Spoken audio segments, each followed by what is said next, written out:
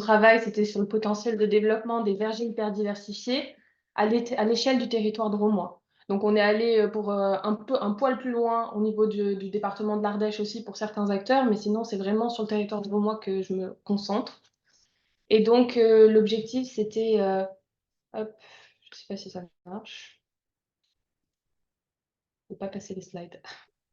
Non, nous, on va pas passer les slides non plus. Ah voilà. Ah oui. Donc l'objectif, c'était, de déterminer les freins et les leviers pour le développement de ces vergers et donc à l'échelle de l'exploitation, puis après d'étendre ça à tous les acteurs de la filière et de voir quelles étaient les interactions entre ce qui était dit par les agriculteurs et les autres, de voir s'il y avait des compensations et des renforcements, donc voir comment ça se développait au niveau du système complet. Donc pour reprendre mes objectifs, c'était, d'analyser les limites et les possibilités de développement dans un premier du verger hyper diversifié. Donc VHD, ce sera le diminutif de verger hyper diversifié et donc dans un premier temps à l'échelle de l'exploitation, puis d'étendre ses connaissances au-delà de l'exploitation à l'échelle de la filière, parce que le verger, il va s'inscrire dans un système plus global et il y aura pas que la production qui sera impactée.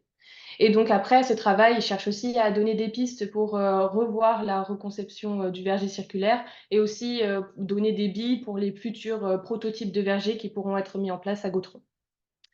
Donc on a posé, 2 hypothèses au début du travail. C'était que les exploitations qui étaient déjà diversifiées, c'est-à-dire qu'il y avait déjà plusieurs espèces à l'échelle du parcellaire, heu, elles auraient plus de facilité à développer un verger hyper diversifié parce qu'elles maîtrisaient déjà la conduite de plusieurs espèces en simultané et la deuxième hypothèse qu'on posait, c'était que les circuits courts et locaux, ils étaient plus appropriés à ce type de verger et d'ailleurs le verger circulaire de Gautron a été réfléchi pour ces circuits de commercialisation-là. Donc moi, mon travail se basait sur l'exemple du verger de Gautron. Donc c'est un verger de 1,2 hectares qui comprend sur la même parcelle 15 espèces différentes et plus de 30 variétés.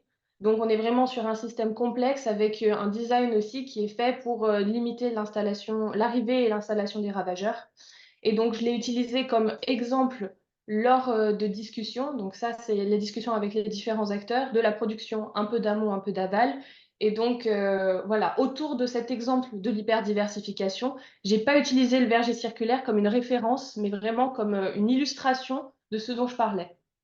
Donc voilà, les échanges, ils étaient structurés par un guide d'entretien qui, s'adaptait à l'acteur interrogé et qui se coupait en 3 grandes parties. Une première partie avec la situation de l'enquêté pour comprendre d'où on partait, avec qui on parlait et quelles étaient sa situation. Puis après, on parlait, de l'implication de l'hyperdiversification au niveau de l'implication sur le travail de la personne enquêtée, mais aussi, qu'est-ce que la mise en place d'un verger hyper diversifié allait changer qu'est-ce qu'il allait falloir mettre en place aussi chez les autres acteurs. Et enfin, une troisième partie sur la transition, à l'échelle du territoire. Donc c'était voir, justement le développement à plus grande échelle, sortir de simplement l'exploitation et comment les acteurs voyaient, la mise en place de ce type de verger dans leur région et quels étaient les acteurs porteurs, quels étaient, ceux, qui, allaient avoir plus de problèmes pour la mettre en place. Donc au total, j'ai fait 24 entretiens avec des profils, très différents. Mon objectif, c'était vraiment de saisir la diversité qui était présente dans le territoire drômois. Donc j'ai eu en majorité des agriculteurs parce que c'était quand même, le groupe d'acteurs le plus concerné par la mise en place d'un verger hyper diversifié. Mais on a étendu avec, des personnes de l'amont, les pépiniéristes, lors de la production, les conseillers agricoles et puis pour l'aval, des coopératives, des grossistes expéditeurs, des distributeurs, des transformateurs. Tous, il y a au moins 2 personnes interrogées par groupe d'acteurs et donc l'échantillon ne se veut pas représentatif, de la réalité de la filière. On n'a pas, 41 d'agriculteurs sur le territoire et simplement 8 de pépiniéristes. Mais c'est vraiment avoir, quelque chose qui, permettait de saisir cette diversité sans pour autant être exhaustif parce qu'il y a forcément des profils manquants. Si je fais un focus un peu plus précis sur le groupe agriculteur, donc c'est le groupe que j'ai principalement interrogé, hein, c'était 10 des 24 entretiens. Donc là, on avait des structures qui étaient très différentes. Déjà en termes, de surface exploitée en verger, ça allait de 3 hectares à 91 hectares et aussi en nombre d'espèces, qui étaient, présentes dans les vergers. Donc on va de 3 espèces à 12 espèces et donc déjà ces 2 informations, elles ont permis d'établir un type de structure avec la taille, donc petite, moyenne, grosse, qui a été déterminée au vu du graphique et à dire d'expert par rapport à ce qu'on essaie, parce qu'il n'y a pas j'ai pas de marche. Donc en fait, c'était par rapport aux acteurs interrogés et par rapport à la connaissance des gens de Gautron sur ces personnes interrogées, déterminer qui était une petite exploitation, qui était une moyenne ou une plus grosse. Et la diversité, ça a été déterminé par rapport au nombre d'espèces rapportées à la surface. C'est-à-dire que quelqu'un qui a 5 hectares et 4 espèces, il sera plus diversifié que quelqu'un qui en a 7 sur 50 hectares. Donc après, mes interrogés, ils étaient dans pour la moitié, ils avaient au moins une parcelle en agriculture biologique, donc c'est pas l'ensemble de l'exploitation. Une parcelle suffisait pour que je le rentre dans cette catégorie. Et pour les circuits de commercialisation, on en avait qui étaient exclusivement en circuit court. J'entends par circuit court soit directement la production au consommateur final, soit un intermédiaire entre les deux. Des personnes en circuit long, donc là, c'est-à-dire plus d'un intermédiaire, et des mixtes, c'est-à-dire qu'il y avait à la fois du circuit court et du circuit long. Tous produisaient de l'abricot. Donc sur les 10 interrogés, les 10 produisaient de l'abricot. Et après, on avait une diversité par rapport à des espèces plus communes comme la cerise et la poire. Et puis on avait des espèces de niches comme le jujubier, l'aziminier ou le kiwai. Donc ça, c'était par rapport aux interrogés. Et donc à la suite des entretiens, j'ai vraiment fait une entrée avec les agriculteurs. C'était ceux que j'avais interrogés en majorité. C'est aussi les plus impactés par le verger hyper diversifié. Et donc, à partir des entretiens agriculteurs, j'ai établi un jeu de données qui récupérait les freins, donc c'est-à-dire tout ce qui allait freiner l'établissement d'un verger hyper diversifié, les leviers, tout ce qui allait être favorable au développement et ce qui était facile à mettre en place par les agriculteurs. Et donc là, en lisant les textes, j'ai récupéré du coup des morceaux de phrases, des morceaux de texte explicitement dits par les agriculteurs qui se ramenaient à ces freins ou ces leviers. Puis de ces morceaux de phrases, de ces verbatims, j'en ai tiré l'idée principale, ce sera la description, qui peut être commune à plusieurs agriculteurs. Et après, ces idées-là, on les regroupe en quelque chose d'un peu plus gros, et ça, ce sera mon déterminant. Donc, c'est un regroupement d'idées qui se trouvent dans les descriptions. Et là, pour la suite du travail, on va vraiment parler à l'échelle du déterminant. C'est-à-dire, on perd un petit peu en détail par rapport à la description verbatim, on fait quelque chose d'un peu plus générique qui sera plus facile à exploiter. Et donc, à partir de ces entretiens agriculteurs, j'ai repris les autres entretiens d'acteurs pour voir ce que eux disaient sur ce qui avait été dit précédemment par le premier groupe. Donc, si on revient sur les agriculteurs, donc il y a 6 thèmes qui se dessinent: la structure et le matériel de l'exploitation, l'installation du verger hyper diversifié, sa conduite, sa commercialisation, les performances de ce verger et des facteurs externes. Dans facteurs externes, on voit le changement climatique et l'incitation à l'innovation avec des fonds permis par les politiques publiques. Et donc, on a à peu près le même ordre de grandeur de freins et de leviers. On est à 110 freins évoqués et 140 leviers, avec pour les leviers principalement au niveau de l'installation du verger et de sa commercialisation. Et pour les freins évoqués, c'était plus au niveau de la conduite du verger hyper diversifié. Donc si on va un peu plus dans le détail et que je reviens à mes déterminants, c'est-à-dire mes regroupements d'idées, donc on retrouve les 6 thèmes au niveau des couleurs, donc la structure, l'installation, la conduite, la commercialisation, les performances et les facteurs. Et donc ces graphiques qui permettent de montrer quelles étaient les idées qui étaient vraiment les plus freinantes pour les agriculteurs ou quelles étaient celles qui aidaient le plus. Donc pour les freins, c'est vraiment au niveau de la conduite, ce sera l'organisation du travail dans un verger hyper diversifié et l'apprentissage et les compétences nécessaires pour gérer aussi ce type de verger. Et les leviers, donc comme je disais, ils sont plus au niveau de l'installation, donc avec l'établissement du verger. Et on retrouve aussi des leviers par rapport à la commercialisation et principalement liés au circuit court. Donc voilà, donc là, on va retrouver toutes les idées qui ont été dites précédemment, elles sont sur cette mind map. On retrouve bien les 6 thèmes, encore une fois, et les différents déterminants qui sont derrière. Et donc, à partir de ça, on va faire quelques focus pour aller un peu plus profondément sur certains des sujets qui ont été évoqués par les agriculteurs. Donc déjà au niveau du matériel et du matériel de stockage et de calibrage. Donc l'hyperdiversification, elle a plusieurs implications à l'échelle de l'exploitation. Déjà parce que le choix des fruits qui seront produits, ça va augmenter les infrastructures de stockage qui vont y être associés. Par exemple, un fruit de garde, il va être gardé sur une beaucoup plus longue période, donc il faut avoir du matériel de garde qui soit adapté. Il y a aussi des fruits, si on choisit de mettre dans le verger hyper diversifié des fruits à affiner, ça va avoir des températures, des atmosphères qui sont spécifiques à ces fruits-là. Et puis même plus généralement, sans parler de fruits de garde ou de fruits à affiner, si on augmente le nombre de fruits différents qui sont cultivés au même moment, il va y avoir des questions de stockage parce que tous les fruits ne se conservent pas à la même température et dans la même atmosphère. Donc, c'est-à-dire qu'il va falloir multiplier le nombre de cellules de stockage pour pouvoir avoir en simultané des conditions optimales pour chacun de ces fruits. Hop.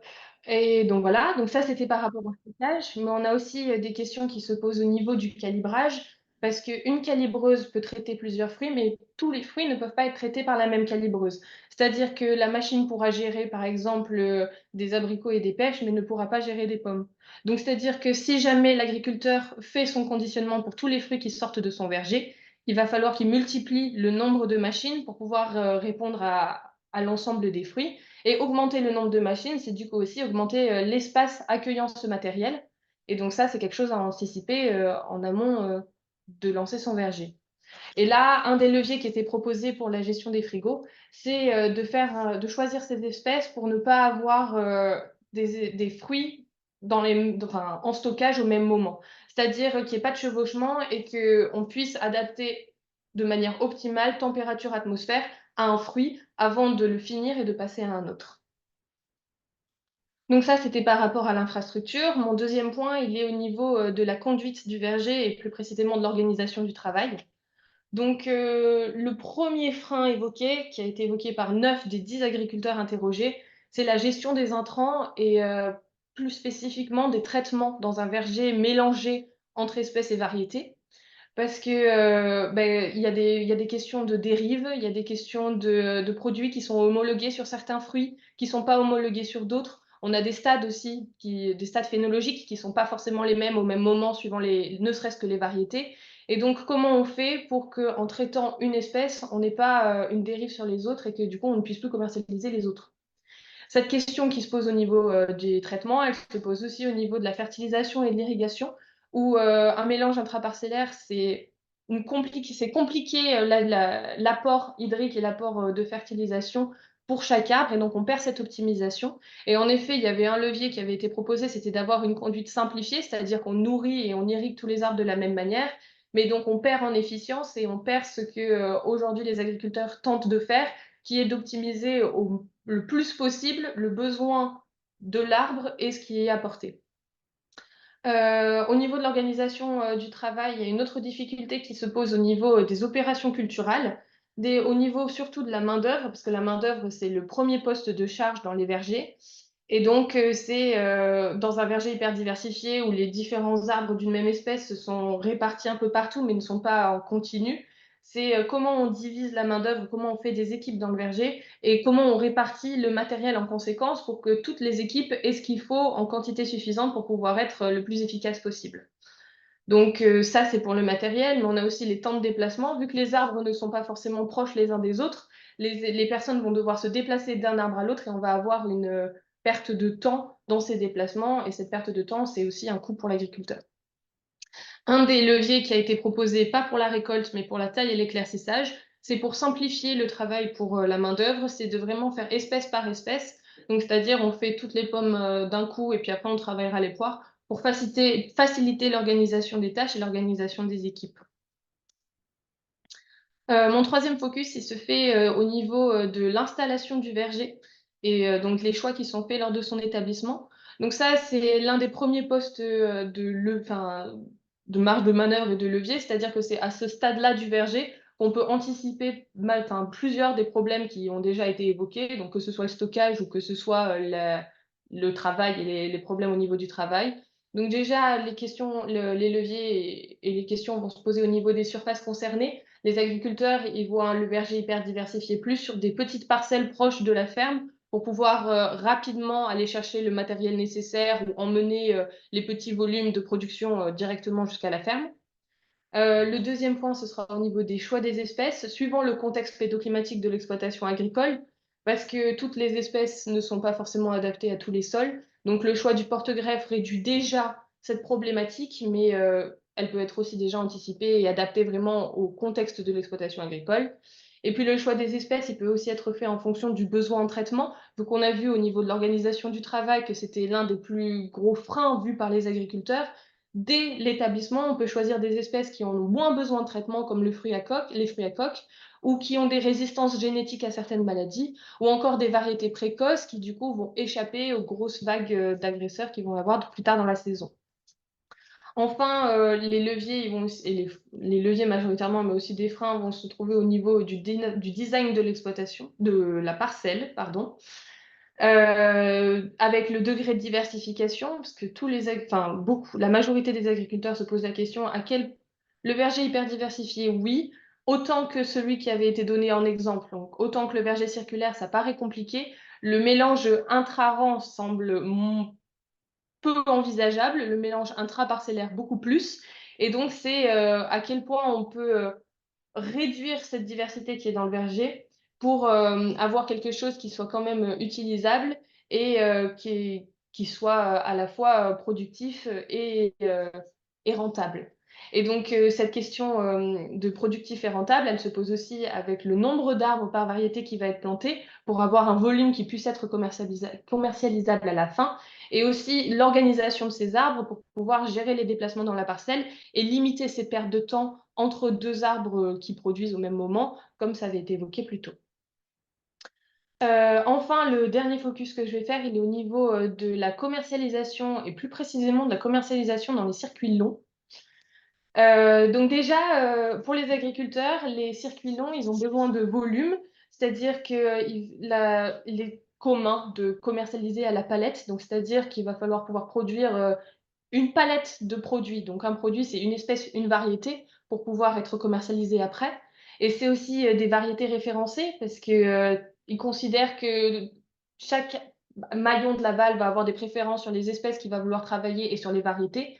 Ne serait-ce qu'au niveau de la transformation, il y a des fruits et surtout des variétés qui se travaillent mieux que d'autres, mais aussi pour les distributeurs et le marché frais avec des variétés qui sont plus connues du consommateur et qui seront favorisées sur d'autres.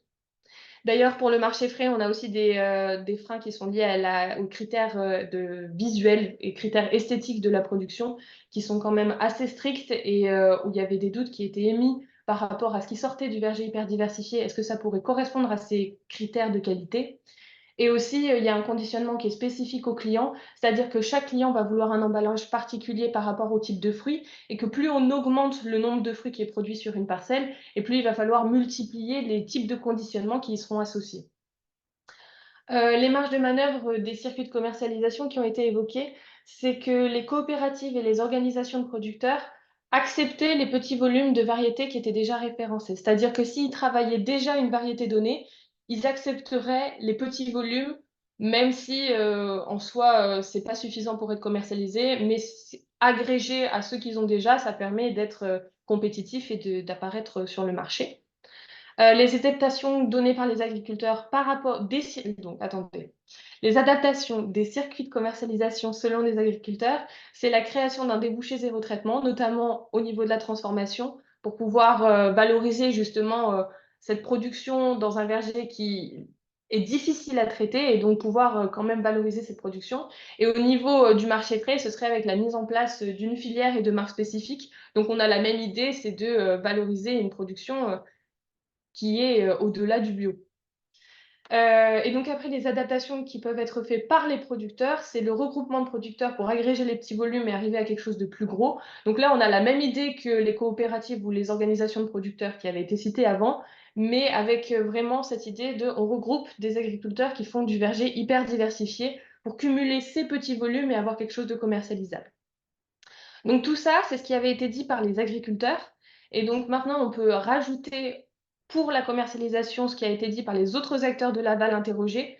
Je reviendrai pas, en tout cas dans la présentation, sur ce qui est sorti des entretiens avec les pépiniéristes et les conseillers agricoles parce qu'il n'y a pas le temps. Mais donc, je vais vraiment me concentrer sur ce qui a été dit par les acteurs de l'aval. Donc déjà les distributeurs, donc on rappelle, dans les agriculteurs, ils disaient qu'il y avait un intérêt pour les fruits de niche, qu'il y avait un conditionnement qui était différent suivant le client, donc c'est-à-dire qu'on adapte vraiment le type de conditionnement par rapport au produit, par rapport au client, et que les critères esthétiques étaient très stricts. Donc l'intérêt pour les fruits de niche, on le retrouve et ça a été validé par les distributeurs, avec quand même une idée que les volumes nécessaires sont différents selon l'espèce. C'est-à-dire qu'en effet, des petits fruits de niche type la grenade ou le kiwi, ils vont en avoir moins besoin, donc il y aura moins besoin de volume au début, et que pour des espèces de garde comme la pomme, là, il faudra être présent toute la saison, donc il faut que l'agriculteur, il est planté en conséquence pour pouvoir fournir le magasin tout du long de la saison, donc du début à la fin, parce qu'en règle générale, c'est un producteur pour un fruit et on change pas dans la saison. Donc ça, c'est pour les fruits de garde, mais on a aussi pour les fruits communs comme l'abricot, où en effet la demande sera plus importante que pour un fruit de niche et où en effet le producteur devra produire plus de volume pour pouvoir répondre à cette demande du magasin. Les critères esthétiques, c'est un critère majoritaire et prioritaire pour les distributeurs, mais aussi la maturité, parce que les personnes que j'ai interrogées, c'était directement lié aux productions et donc du coup, on était sur des circuits courts. Et en circuit court, le consommateur final accepte de payer un peu plus cher sous réserve qu'il y a une qualité gustative. Donc la maturité du fruit, elle est primordiale dans ces circuits-là, parce qu'il faut pouvoir attirer et fidéliser le consommateur. Et donc après, les distributeurs, ils n'ont pas de lieu de stockage, donc ce sera à l'agriculteur de le mettre en place. Dans les personnes interrogées chez les distributeurs, j'avais du coup un magasin de producteurs, un magasin bio et un primeur, et où l'hyperdiversification, ils le trouvent, en tout cas, ça pourrait correspondre à leurs besoins. Le magasin de producteurs, parce que ça permet d'avoir un producteur qui apporte plusieurs fruits et une diversité de produits. Donc, c'est-à-dire ça simplifie la logistique et l'administration. Et c'est aussi un intérêt pour la commercialisation et les passages en caisse, parce que l'agriculteur est très libre dans le conditionnement qu'il choisit, et c'est même un avantage, parce que quand ça passe en caisse, on saura que celui qui a apporté les framboises dans la caissette bleue, eh ben, c'était ce producteur-là. Donc en fait, la diversité des conditionnements devient un avantage. Pour le magasin bio, c'est compatible avec le verger hyper diversifié, parce que si les volumes sont trop petits, ils compléteront avec les centrales d'achat. Et la seule obligation, c'est d'avoir la certification bio. Pourquoi je le cite? C'est parce que j'ai eu d'autres acteurs de Laval qui ont remis en question la certification pour des vergers de petite taille comme le verger hyper diversifié. Parce que, est-ce que mettre des certifications sur un verger de petite taille, est-ce que c'est rentable? Donc, est-ce que ça pourra être fait? Et les primeurs, c'est ce que je disais, un producteur pour un fruit, donc c'est-à-dire que le producteur doit avoir une gamme qui soit assez profonde, c'est-à-dire des variétés de pommes qui permettent de tenir toute la saison. Donc un volume suffisant, mais aussi un nombre de variétés suffisant pour pouvoir tenir tout du long. Et le conditionnement qui est primordial, puisque le consommateur achète en premier lieu avec les yeux, et où la présentation du produit va faire énormément sur sa capacité de vente. Après, au niveau, des circuits longs, donc les coopératives, les agriculteurs disaient que les petits volumes de variétés référencées pouvaient être acceptés, que pour des variétés qui n'étaient pas déjà travaillées par la coopérative, là, il allait avoir besoin de gros volumes pour pouvoir être commercialisés. Ils parlaient aussi de magasins, directement reliés à la coopérative pour, écouler, petits volumes de variétés, pas travaillées par la coopérative. Et donc ces 2 idées, on les retrouve bien chez la coopérative où, par contre, les petits volumes pour le magasin en direct, oui, mais il faut vraiment que ce soit un seul producteur qui les ait. Parce que si jamais on commence à avoir, des petits volumes d'une même variété qui sont apportés par plusieurs producteurs, on va arriver à un volume qui est trop par rapport à la capacité de ces ventes, de ces magasins-là, mais pas suffisant pour pouvoir après passer vraiment sur les circuits lents. Donc ce qu'on retrouve aussi, à la fois chez les coopératives et chez les expéditeurs, c'est la notion de spécialisation des acteurs intermédiaires, où en effet, les circuits longs vont se spécialiser sur un type de fruit et aussi sur des variétés spécifiques pour être vraiment compétitifs et vraiment, être experts dans le fruit qu'ils commercialisent à la fin. Et donc en fait, toutes les variétés et tous les fruits ne sont pas acceptés par, tous les acteurs de l'aval. Voilà. Et donc le dernier groupe d'acteurs interrogés, c'était les transformateurs. Ils ont été très peu évoqués par les agriculteurs, qui parlaient beaucoup plus en circuit frais et qui parlaient très peu de la transformation. On a toutefois l'idée que pour les industriels, il y allait avoir besoin de gros volumes, encore une fois, et que, du coup, on pouvait mettre en place une solution, enfin, une création d'un débouché, zéro phyto, pour pouvoir, vendre, ces productions, à ces transformateurs. Et donc, en effet, les transformateurs, j'ai eu à la fois de l'industriel, du prestataire et de l'artisanal. Et pour tous, il y a quand même la question d'un volume minimum pour mettre en marche les machines, pour pouvoir rentabiliser la mise en marche, mais aussi rentabiliser le nettoyage qui suit. Donc, on ne pourra pas aller plus bas qu'un certain volume qui est différent suivant l'acteur interrogé, mais qui existe quand même. Et donc, pour la transformation, les critères, c'est pas le critère esthétique en premier lieu, mais c'est le critère de qualité sanitaire et le critère de maturité qu'on retrouve de chez les distributeurs, où là, on est vraiment sur des deux points clés par rapport à la transformation. On est encore sur des acteurs de l'aval qui ont des très faibles capacités de stockage. Donc, le stockage se fait chez les agriculteurs en amont et ils apportent juste avant que les produits soient directement transformés chez le producteur. Chez le transformateur, tout à fait. Et voilà. Et donc après, pour les prestations artisanales et de services, donc là, on a une variabilité du produit qui est moins problématique que pour les industriels. Donc, c'est-à-dire que des modifications dans le goût du produit final ou dans sa texture ou dans sa couleur seront moins préjudiciables que dans des circuits industriels.